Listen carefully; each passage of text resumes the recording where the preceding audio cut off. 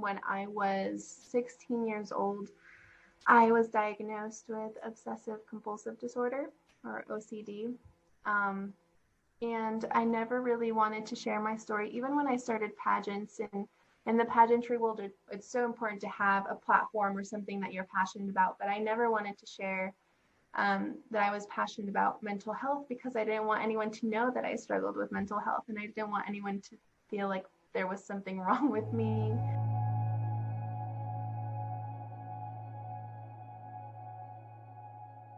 Hi guys, welcome back to Normalize The Conversation. My name is Francesca, and today I'm here with Anagabriella Hercha, International United Miss Colorado Teen, and I'm so excited you're joining me. Thank you so much. Oh, thank you for having me. I am so thrilled to be on today. So how are you? I'm doing really good. It's a really good day. It just snowed over here in Colorado, so kind of looks like a Christmas wonderland, even though it's January, not Christmas anymore. I love that. So tell me a little bit about you. So, as you know, I'm Miss Colorado Teen for International United Miss. And for any of you interested, International United Miss is an amazing pageant system, which focuses not so much on outward beauty, which I think a lot of pageants focus on, but more on your inward character and finding a good role model for your generation. And it's just a really great system in general. I went to nationals last year and I got second place, which was so incredible. That's amazing. Congratulations. Thank you. And I walked away with Best Speaker Award, which was really incredible as well. It's called the Spokesmodel Award. And then besides that, I just graduated college with my associate's degree. Congratulations. 2 jobs and managing my reign. So really busy over here, but it's been good. Been really blessed. I'm so glad you're able to make time to come hang out with me and record this episode. And tell me a little bit about transitioning during a pandemic from college student to working and what that's like, because it's so difficult to graduate during a pandemic. Schools went online, you're not with your friends in person every day, and then all of a sudden you guys are living completely different lives. So what has that been like? Sure. Yeah, well, just school in general, it was a lot more difficult online because it was online. I think it's so much easier, and anyone who's watching this who's in school can probably agree that it's so much easier to get distracted while you're at home, and it's like, I can't focus because my dog is over there or whatever, so that was a lot harder. But just the transition, I actually felt the transition was probably a lot easier than it would have been in most scenarios, because I think most people are just really wanting to go back to normal and live their lives as the COVID had never happened. And I think going back to work has given me the opportunity to do that, because I'm not stuck at home anymore. I can actually go out and work and do my job. And so it's still the transition of being like, oh my gosh, I'm an adult now. I have to file taxes, what, and I have to manage my schedule and, all these responsibilities. It is definitely a different season in life and hard at some points, but, it's all just part of the adventure. And I would encourage everyone out there who's going through this transition, and even if it's a little crazy or you're moving away from home, to just enjoy it. It's a season in life that only happens once. It's exciting, and it can be a little stressful, but just enjoy it, because it only comes once, and then it's gone. So that's amazing advice. And I think a lot of kids right now are really struggling with managing online school, and for the first time having to really be accountable of their schedule. Oh, yeah. Now you have to choose between going on Instagram and going to class, doing your schoolwork and turning the TV off. Which one are you going to do? Or turning the TV on? But a lot of people are, I feel like, really struggling. And then you have the whole group who graduated during the pandemic, and all of a sudden, are they ready to get jobs? And a lot of jobs aren't hiring anymore because of the economy. So it's this very different state for so many people who don't know how to cope with it. So I think that was just amazing advice for anyone who's going through it. Yeah, and I think also too, part of it, because I know last year a lot of high school students weren't able to have, and even college students weren't able to have graduations because of COVID. So I think I really would just encourage people to, it is sad that they weren't able to graduate, but getting a job is actually kind of a step back into going back to normal life. So it's probably not as scary as a lot of people may see it, at least during this COVID crazy world. That's absolutely amazing. I love the way you speak about it, because a lot of people are afraid to go get jobs now. They don't know. I think COVID really put a lot of anxiety. It brought up a lot of anxiety, and everyone's starting to really second guess themselves and who they are and who they want to be. And we've seen so much change. Most of the world has really gone online. So what kind of jobs? A lot of jobs and a lot of career paths are now so different. And what's that going to look like? So I love how you talked about just getting a job and taking that one step forward back into a sense of normalcy is so, so important. Oh, yeah. No, and you're absolutely right. Like, it's just so strange. I think the hardest part about just COVID in general, and the fact that we have a lot of jobs have moved to home and schools at home, is the fact that we don't get to interact with people. Like, I'm a hugger, so it's so weird, like, to see someone be like, can I hug you? Can I not? Like, is that weird? And just the fact that we don't get to interact with people as much or touch people as much, I think has really affected just the way humans function in general, because humans need that connection, and we need, touch is actually so important for just the way our brain functions, so Exactly. Hopefully everything goes back to normal soon. Hopefully, or into this new normal, whatever it's going to be. But I know I can't wait for the day where we can just go and walk around and hug each other, and we don't all have to be so far apart, and we can see each other's smiles. I think that's going to be the most amazing thing, when you're walking down the street and you can see a stranger smile at you again, because I feel like that's something we all took for granted, and no one realized how cool it was to just see someone else's smile, someone you don't know. Yeah, no, absolutely. I just talked to a boy recently who got his braces off, but he was wearing a mask, so no one got to appreciate his cute little smile. It's like, I'm so sorry. Yeah. Hopefully, we start seeing a little bit more back to normal functioning human, interaction. Well, with this vaccine, hopefully soon things will be back to whatever this new normal is going to be. You started this organization or this community called Hidden Abilities. Can you tell me more about that?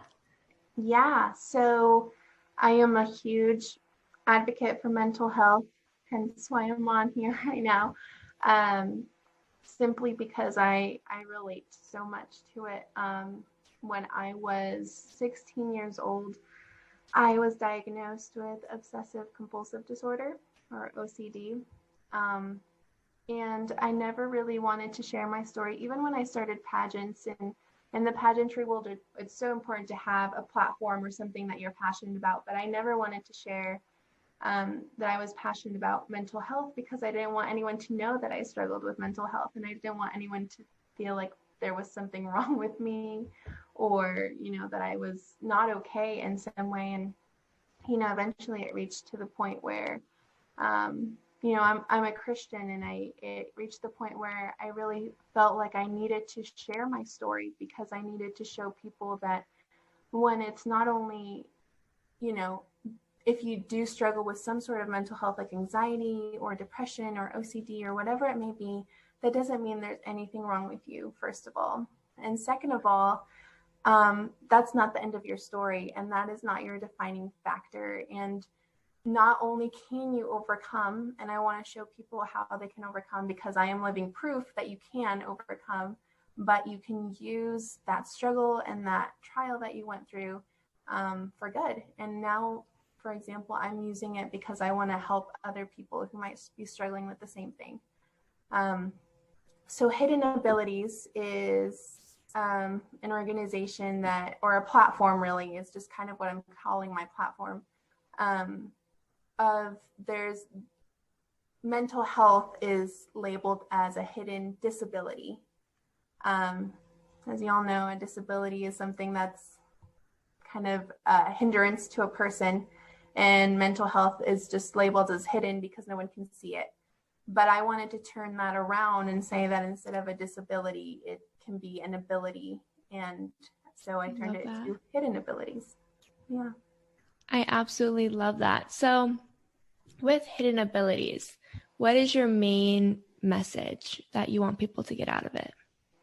My main message is that whatever you may be struggling with, whatever your mental health is, it doesn't have to limit you and it doesn't have to define you, and you can use it for good. And so I guess the whole point is that it's not a disability. It's not a hindrance. It may be tough sometimes. I 100% understand. But it's not who you are, and you can rise above it and you can use it for good. So I guess, I don't know, do you talk a lot about OCD on Inspiring My Generation? I know you talk a lot about a lot of other. So that's actually the post that's coming out this week that we are recording. So I am doing a post on Let's Talk About OCD on, I think it's Friday. But I haven't talked about it too much because I'm still learning about it. And last night I attended this amazing support group called Space Movement.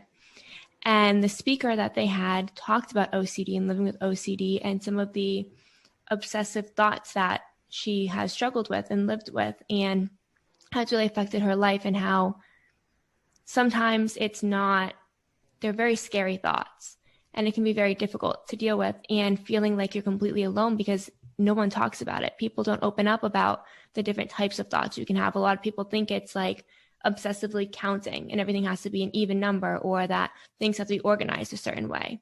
And it's so much more than that. So I have a much different understanding of what it is now, and I'm still learning and exploring. And I think it's one of the mental illnesses that nobody's really talking about enough, because I watched so many people last night start crying and just say, oh my goodness, I thought I was completely alone.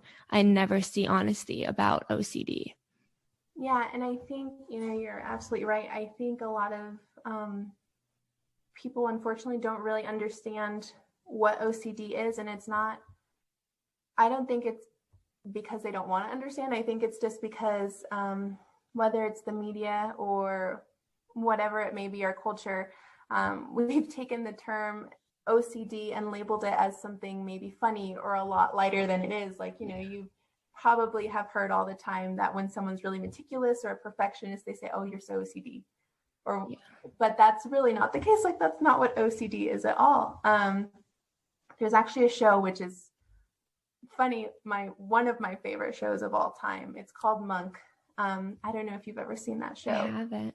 Really? Oh, I totally recommend it. But it's about a detective who has OCD, and they portray him as being really really clean and really detail oriented and really meticulous, which definitely you can see in OCD people, but the majority of the time you don't. And that's not the stereotype, even though it's labeled to be the stereotype. So before I was diagnosed with OCD, that's what I thought it was. I thought it just meant you're really clean, or you're really, like, why are you so OCD about everything, but I guess, like, if it's okay with you, I'd like to explain what it is. Yeah, of course. So Obsessive-Compulsive Disorder is when a person has very intrusive thoughts. And that is the obsession part of the obsessive-compulsive. So these thoughts come that an individual, they're really disturbing. They're thoughts that an individual doesn't want to have, and they're very, very difficult to get rid of unless the individual performs a certain action, which is the compulsion part of obsessive compulsive. So, for example, a person can be really obsessed with germs, and they think that if their house isn't 100% clean all the time, then something terrible is going to happen to them or their loved ones, which in the mind of a normal person might not make any sense at all. But to the mind of the individual who struggles with this, it makes perfect sense. And so they'll probably do something like, most of the time, the actions that are performed, so the compulsions, have nothing to do with the thoughts. So someone who's really afraid of germs might not only clean a whole ton, but they might be really into having things like placed in a certain spot or in a certain way, even though that has nothing to do with germs. But in their mind, if they don't have it a certain way, then something bad's going to happen. Or someone may be really have these thoughts that their house is going to light on fire or something like that. So they'll check the oven to make sure it's off 25 times before they leave, or they'll make sure that all their lights are turned off, or they'll make sure their garage door is closed or something like that, that they'll just obsess over these thoughts so much that they'll perform these actions, even though these actions have nothing to do with what they're thinking. And so it's actually a very exhausting and trapping, and I hate using the word disorder because it has such a negative connotation to it, but it's a very difficult to deal with, just mental state. There we go. But even though it is very difficult to deal with, I've learned, and thank God that I've overcome.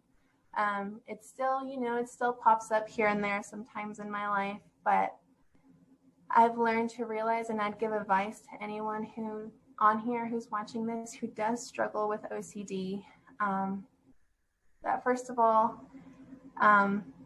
you're not abnormal. It's okay.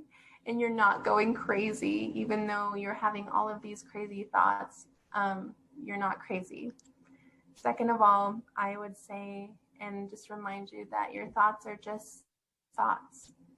And even though they may scream at you and yell at you to do all of these different things, and you feel that urge to do it because if you don't, something bad will happen, I would encourage you to not do what your thoughts tell you, because you just have to remind yourself over and over that they're just thoughts, and they're not true. And it's going to be hard at first, and it's going to get harder before it gets easier. But the more you start ignoring your thoughts, the easier it's going to get to not listen to them. And finally, I'd just like to say to all of those who are struggling that you are special and you are loved, and that there is nothing wrong with you, and that you're going to do great things in life, and that this is not going to hinder you or stop you. And I would encourage you to even use it to help others who are going through the same thing. Okay, I just want to say, wow, that advice is absolutely so amazing. But the way you explained OCD is so different than the way anybody else explains it. You made it so that you could really understand it. As someone who has never experienced living with OCD and who's seen the stereotypes on TV, in the media, seen all the jokes. Remember when they came out that clothing that was like OCD was obsessive Christmas disorder? Yeah. Or something. When they play around with it and they've stigmatized it so much. So there's really this lack of understanding. And as someone who doesn't struggle with it and doesn't live with it, I could never fully understand it the same way you do. But the way you explained it brings a whole new level of insight.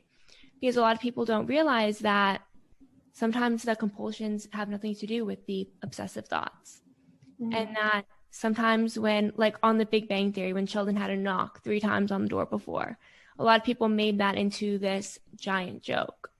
But there was like this whole big stigma towards it, and no one ever took the time to really explain why those 3 knocks might have been so important in his mind. And I think you really just put a lot into perspective. So thank you so much for that.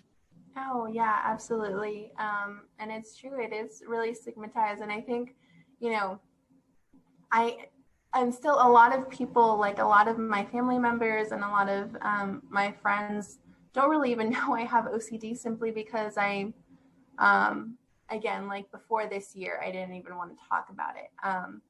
And so I think there were times when people would make those jokes of, OCD and take it lightly. And, you know, I always understand like that people don't mean it in a bad way, but there were moments where I was like, oh, you have no idea like that you like that's not what OCD is.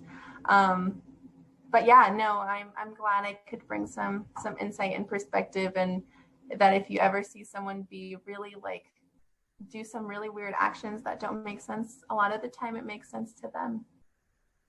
I just thank you so much for using your voice to spread awareness and to bring so much hope and encouragement to individuals living with OCD and living with mental illness in general, because a lot of people have used the word disorder and illness, which, although it's what it is, there is so much stigma, negative connotation towards it. So to change it and say it's an ability, it's something that makes you unique, that makes you special, that gives you this advantage where you can now take your past, your trauma, your struggle and use it to help somebody else and make a difference, is just so absolutely amazing. And I'm so inspired by you.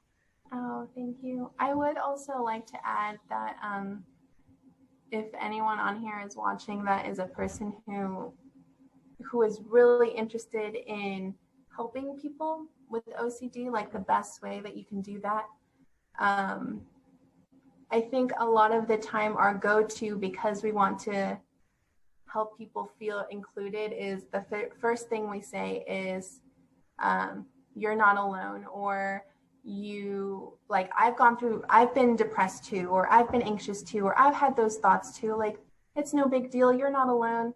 And while that, like, it probably has really good intention behind it, I think the most important thing for someone who struggles with OCD a lot of the time is just to acknowledge that what they're going through is an actual struggle, because in their mind, they, you know, in the mind of someone with OCD, you think you're crazy. And someone coming and saying, oh, I have those thoughts too. Like, it's not that big of a deal. Like, you're okay. It kind of minimizes the struggle that someone with OCD is going through. And so I would just encourage people who want to help out that if someone is courageous enough to tell you what is going on through their head, to really just acknowledge it and listen and realize that to them, it's the hardest thing they've ever gone through. And the last thing they really want to hear is that, that it's not that big of a deal. And then after that, you know, after they've felt comfortable enough to share and you've listened and acknowledged that, then it's okay to be like, and there's other people that, you know, that can sympathize with you and empathize with you because they've had those thoughts too. But I think it's really important, first of all, to acknowledge that it is a struggle and that it is a big deal, because in their mind it is. That's absolutely amazing advice. And I think that will help so many people, because one of the biggest issues with the stigma and the negative connotation around mental illness in general is that there's a lack of education, understanding. People don't know how to have these conversations and how to be supportive. And it's not because they don't want to be, it's because they weren't taught. Our school systems don't teach this. There's not a course you can really go in and take on how to help someone who's struggling. So I think that advice will just help so many people. Mm-hmm. Yeah, I hope so. Thank you so much for joining me today. You are absolutely incredible, and I'm just so honored that you came on and did this with me. Thank you. Thank you for having me. I had a really, really great time, and I can't wait to see where Inspiring My Generation is going to go in the future. I know that it's going to grow a lot because you're doing an amazing job with it.